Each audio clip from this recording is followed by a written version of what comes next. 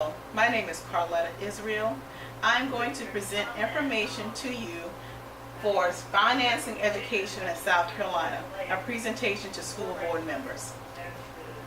Financing education in South Carolina, we're going to take a look at 4 items: history and structure of school finances, source of school funding, disparities in school funding, as well as a call to action. The history and structure of school finances in South Carolina go as far as back to the 1800s. In 1811, South Carolina established free public education for all students in South Carolina. And then in 1895, the state constitution called for a 3 mill levy on property taxes to help fund education. However, it was inadequate. Later on in 1895, the Senate and House members controlled finances of county school district budgets from Columbia.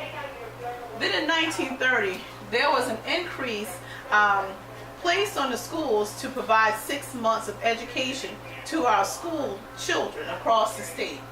And then in 1977, the General Assembly passed the Education Finance Act, which is the EFA, which committed 70% of state funds to support the public education system here in South Carolina. In 1984, the Education Improvement Act of EIA increased the state sales tax from 4% to 5%.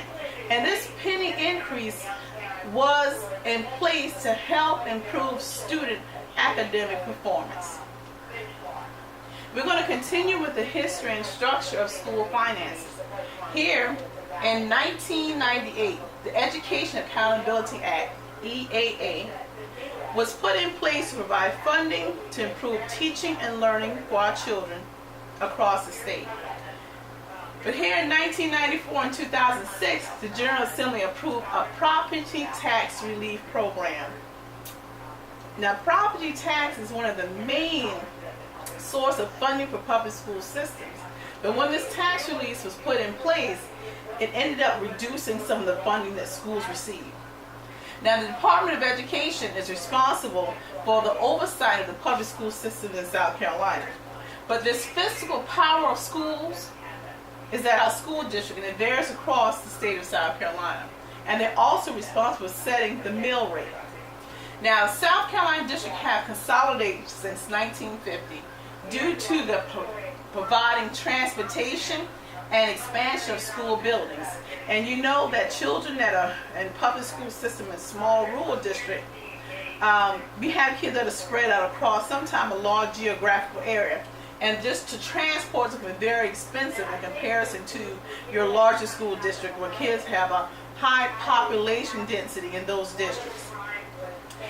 In 2008-2009, we had approximately about 68,000 children enrolled in the schools district across the state of South Carolina, and about 68,000 of those children were served in Greenville County School District. Now, the sources of school funding can come from various sources, and when we look at this funding for South Carolina in 2006-2007, those school funding came from our local, state, federal, and interlocal. Our local support was about 46%. Our state support was at 43%, federal 10%, and interlocal was 1%. Now, when you look at this across the United States, there's 3 funding sources here: your local, state, federal.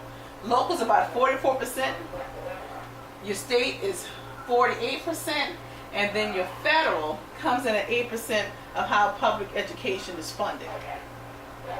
Now, what makes up these different funding sources? What makes up the 43% or the 44% that's coming from state support for public schools? Well, this is where some of these fundings are coming from. Property taxes, primary. That's a big piece of your state funding for public education is coming from those property taxes. Then sometimes there's tuition, food sales, activity fees, rental income, and investments.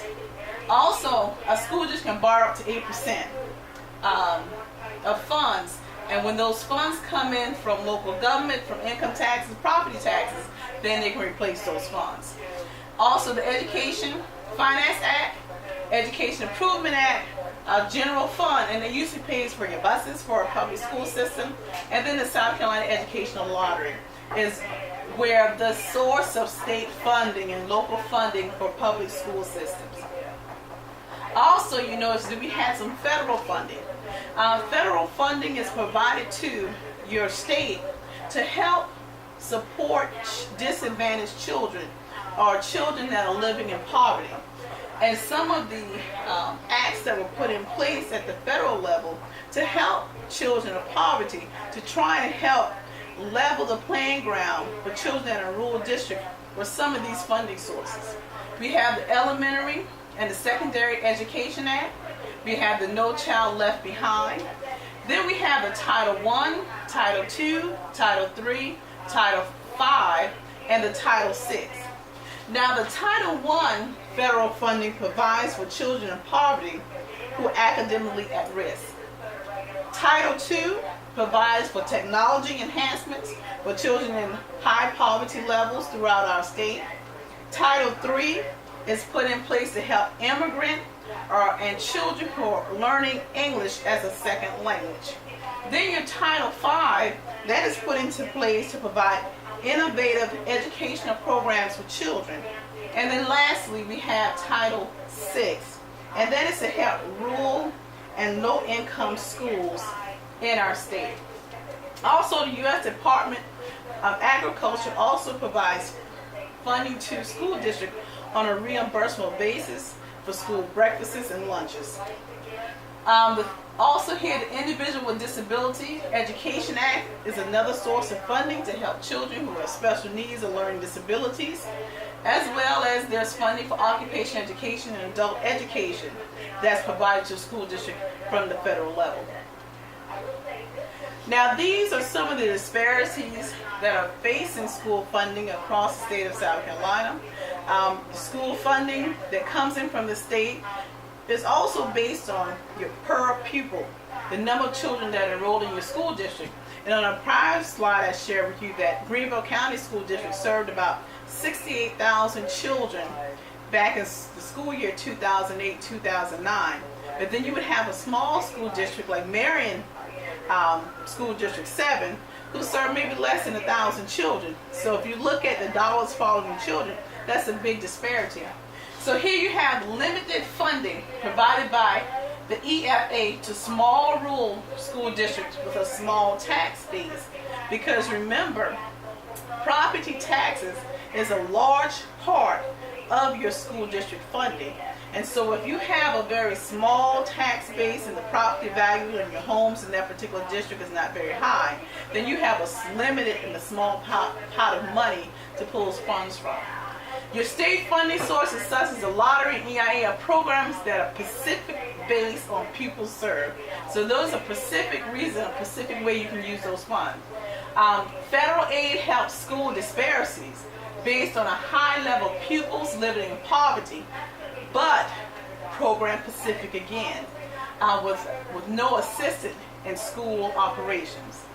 Another disparity is the variation in the value of property tax base and your mill rate, because remember, your school board can set your mill rate, but when you look at the conditions of your community, the tax basis, those are the factors that you're looking at that will determine if those funds can be generated from your community. And then the economics of sales, administration, and transportation. You may have a small school district and you have administrators such as a superintendent whose salary can be very high. And remember that the dollars follow the child. And here, transportation in poor rural counties or even just rural counties, kids are spread out far apart. And so therefore you're incurring a large transportation fuel cost and wear and tear on your buses. Call to action. What can we do to make sure that our South Carolina schools are funded adequately across the state of South Carolina? Get involved. Be informed. Find out about what's going on in your public school system. Find out how you can get involved in your school and generating funds. Let people know that you're about quality education, system for all citizens. It doesn't matter if you have children in school or not, but if our kids are well educated, they're graduates of high school, graduate of college or technical school, they're gainfully employed, they're paying into the tax system, you will be better citizens, lower taxes, lower crime. So we want to make sure that we're for quality education for all children because it impacts us all. Inform your senator and your school board members of your support for adequate and equitable funding for education. Run for school board. Sit on the board. Represent the community and the children that you want fair education, equitable education for all children. Visit your school websites. Find out what the school needs are. Find out what they're doing in the community for our children, and talk to your local government. These are some things that we can do to get involved in making sure that all of our children in the state of South Carolina are graduates of high school, graduate on time, and that they're ready for college or career. And all this information was found in the Financing Education in South Carolina, a Citizen's Guide. Thank you for your time.